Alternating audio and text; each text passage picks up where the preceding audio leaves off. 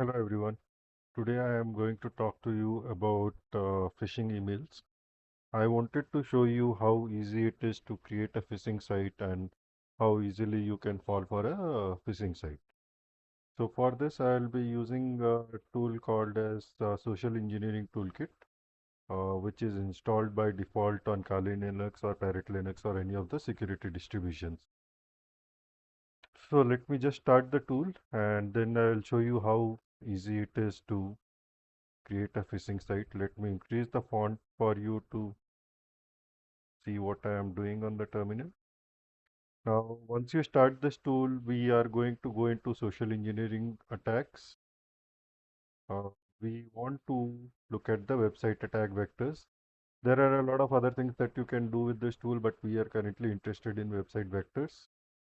Uh, Again, we want to go into credential harvester attack as I want to show you phishing attack. So I'll type 3 here. Once you come here, then basically you can see that there are three options that you can use. One is the web templates, which has ready-made templates for you. You don't have to do anything and just use one of the web templates. The other is a site cloner where you can give the URL and it will clone the site and then serve it so that you can use it. Third is if you have already a template, you can just import it and it will use that. For ease of use, I will quickly show you how web templates work. So I will just press 1.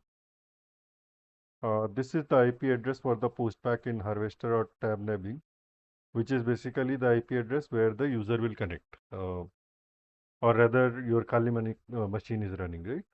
If this is, if you are sending it to someone on the internet, then you would like to use something like ngrok or US forwarding, or if you have a domain name, then use your own domain name or whatever, right? If it is on the internet network, then you can use your private IP address.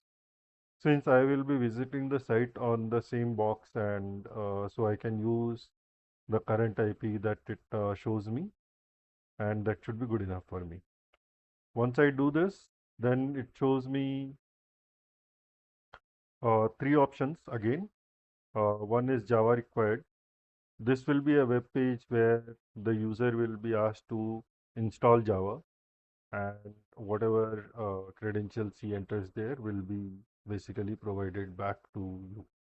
The other is Twitter and Google. Again, you can select just the ready-made templates here, but if you don't like, you can always go to the specific site cloner where you can give the URL of the site that you want to clone, and it will clone that site and make it available for you. For example, I'll just show you with Google. Once you have done that, you can see that it clones the website google.com, and then it starts a web server and it is waiting for something to happen on the website. That's all you need to do. So as you can see, even though I am talking about the whole thing and explaining the whole to you, but still probably it didn't take more than 2 minutes for me to start this, right? Now, once we have done this, we can go to a browser and check how the site looks like. Since I have it running on the same machine, I can just say localhost. And as you can see, this is what you get, right? This is very similar to Google account when you try to sign it. And if you don't have a image set for yourself. Uh, if you are not careful and if you are not looking at the URL carefully, then it is very easy to fall for it. But anyway, let me continue and show you what happens. So let's assume that I'll give my email address here, which is email at Google or whatever, doesn't really matter, right? And then I will set enter my password here. Once I have done this, I can click on sign in. This will give a warning here. And as you can see that I have been redirected to Google page. So as a user who is not very aware of how phishing works and so on and so forth, probably they would think that probably I didn't enter my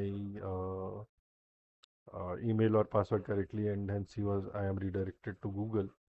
But and probably he will click on Gmail and then give his username and password to log in there without suspecting anything to be wrong.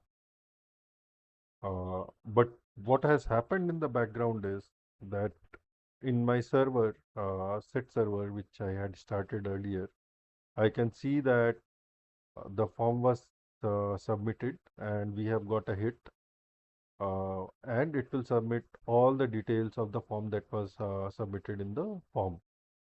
All these parameters are of really not much interest to us, but it immediately shows me that possible username field was found, which is email, which is what we typed in the form. And then immediately following it, we can see that it also shows us the password, which we had submitted in our form, which is password. So if you didn't have a 2FA enabled, then immediately the user can use this login and password to log into your account. Provided there are other options which Google has implemented to ensure that someone can not use your username and password so easily.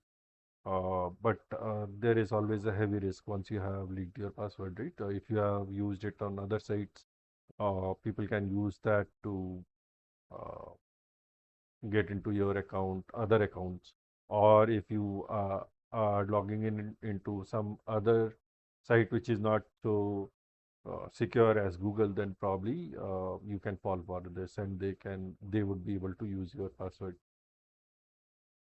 This was a pretty small video, but I thought this would be very useful for people who don't know much about phishing and how phishing works and so on and so forth.